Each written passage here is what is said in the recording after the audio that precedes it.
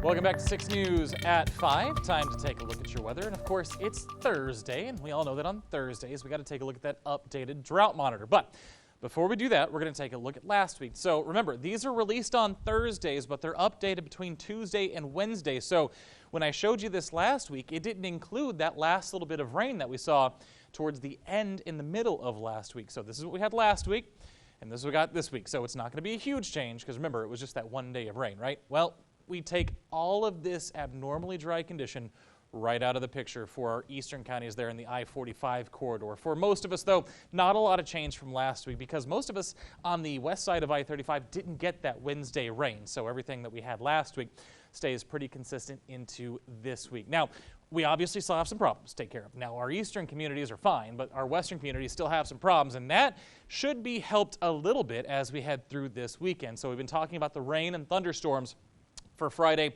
and into Friday night. So we're going to take one last look at that before we get to Friday here. So let's put this in motion. Cloud cover builds back in overnight. We talked during first weather. It's not going to be terribly cold by the time you wake up tomorrow morning. And this is why. Plenty of cloud cover to start the day, but we start the day off dry. Now let's put this back in motion. You can see possibly some small showers developing here towards the early afternoon. We're at 2 o'clock right now. The bigger threat for possibly strong thunderstorms comes in between that 3:30 to 5 time frame. You notice these storms are very isolated. There's not a big long line like we're used to seeing here. When storms develop by themselves with nothing around them, that's when we have the opportunity to see those stronger to possibly even severe thunderstorms. Back in motion here, that first line continues to move across I-35 as we head towards the evening hours, but behind that, that's where we're looking for the heavier rain to move in, and again, some embedded thunderstorms, possibly strong thunderstorms, there for our far, far southwestern counties. Now, towards the overnight hours, here we are midnight, that's when it starts to spread in coverage. As we see this happen, we lose the risk for those strong thunderstorms, but we increase the risk of widespread rain, which of course, after the week we had it last week, anything extra could cause some problems. So keep in mind as you wake up Saturday morning, here we are at 4:30, you could see the widespread rain across the area.